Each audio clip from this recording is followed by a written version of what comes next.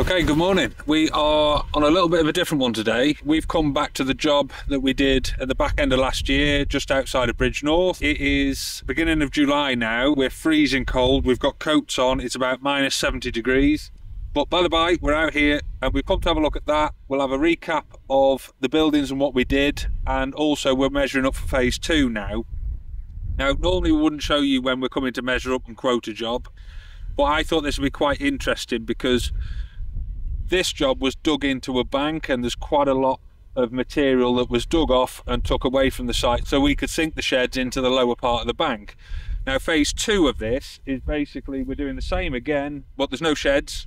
There's a large section of this field then that they want to excavate, send down to the same level as what them sheds are on, and then have some cattle handling facilities, some corrals and stuff going on down in the bottom. So at the moment, this is quite a large customer of ours. They've presently got on this estate here 5,500 acres, due to expand shortly. Started off with nothing about 12 months ago. I think they're up to about 400 or 500 head of cattle now. They want to double that by this time next year, and they've got 6,500 sheep. But like I say, what'll be interesting is this is a big muck shift job for us. So it's all the plant and equipment over here, all the heavy stuff. We've got to shift all of the excavated material from this site here. We've got to take it up the track, and basically there's an old quarry or something that they're filling over the far side over there. So it's quite a big operation.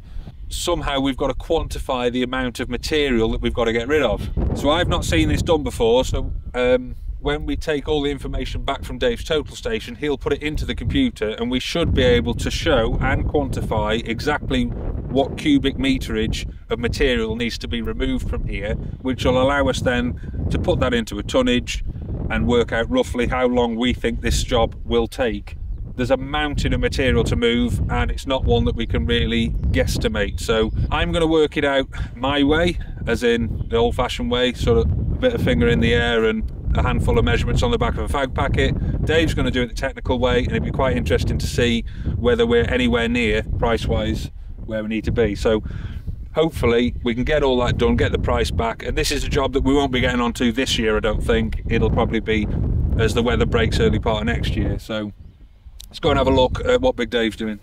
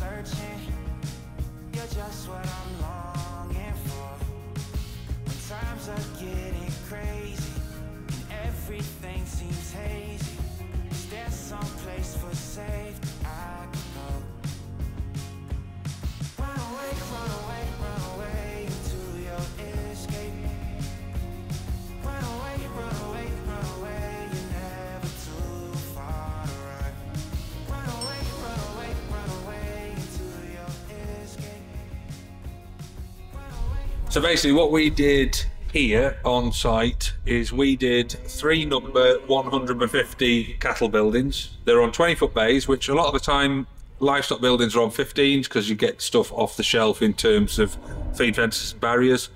We were doing the feed fences here, which was a design that we've done in the past and one that basically liked the look of, and that's what we did. So we've got a small 500mm panel in the bottom, which is 4 inches in the web up to the outside of the steel. And then we've got a tube that goes along, and we've also got extra holes in the stanchion, so if for argument's sake he was putting larger stock in here, then he could move that tube up and it'd give a bit more room. But we keep it low because if the stock's younger or smaller, then you don't want them getting over the panel and through the gap and getting out. So these buildings are all in fact they're all exactly the same. It's loose housing, so it's just a concrete floored. This would have all had straw, cattle in, and then basically been mucked out when the cattle have gone out to graze. Timber purlins, we've got an open and unprotected ridge capping on all 3 of the buildings. So basically what that is we've got a closed capping which caps the roof sheets at the ends, either end, so just one either end, and then the rest of the building is basically an upstand fibre cement capping like that, so the wind blows up the roof, creates the stack effect and draws the warm or the air from within the building out through the top. Also stops any driving rain or snow coming in. Some people will have that protected, but if you've got a lot of stock in here, you don't need that because the heat generated generally goes out the top like a chimney. So nice buildings, all galvanised, 2 metre panels around the 3 sides, got a gate either end. Got a little muckman out here and some sheep that are not supposed to be there. And then we've got the other 2 buildings there. So it's created quite a nice sort of handling facilities as well. And then we've got the 2 clamps that we did at the back there. So we made the most of the back wall of that building, and that'll act as a clamp wall. And then we've got the second clamp as well. So it's all gone in quite nice. Like I say, there's a lot of dig off to do on this site, and the site itself was massively sloping that way. So we've made the best that we can of the site as well, without costing too much in terms of the groundworks front. So this is the building that is running along the slope of the site now. So the site is sloping this way. You can tell that by the panels. So what we did at the back of this building, generally livestock buildings, we put a 4-inch concrete panel because that's plenty for livestock and pushing against with the loading bucket just to clean the muck out. But because the other side of this building, or the back side, there is the silage clamp, and there's a lot of loading that goes on that. So what we did is we upgraded them back panels to a 6-inch panel, which is the same as like a grain wall panel. So it's designed to be loaded against. And then we've stepped them down the side. So there's about 200mm of fall per panel per bay, if you like. And then what we've done on the outside, I'll show you the outside, but we've done basically like a shedder flashing that we would use in a grain store building to stop the grain spilling over the top of the panel. We've done the same scenario on the back, so we haven't got silage coming over and in to the building. So basically that's what I'm on about. So it's almost like, I say a shedder flashing, it's probably more like a drip sill.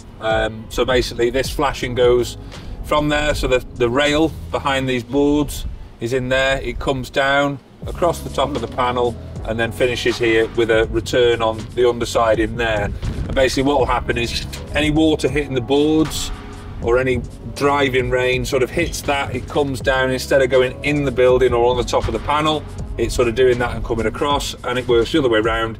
If anything silage wise was starting to spill, it doesn't sit on top of the panel or fall in the back of the building.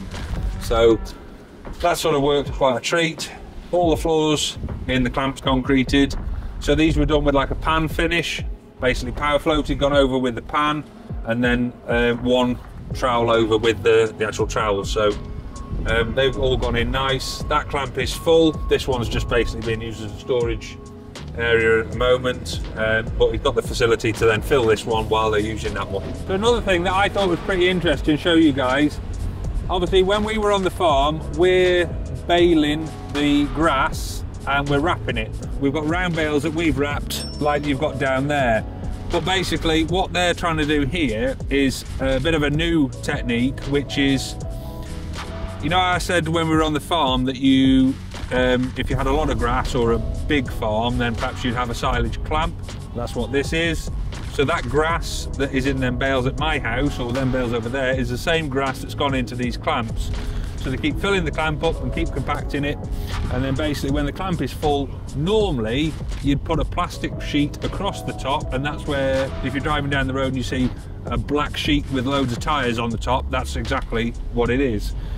What they're doing differently here is, to try and save the environment, they douse the top down with water basically, which creates this almost like a crust that goes mouldy on the top.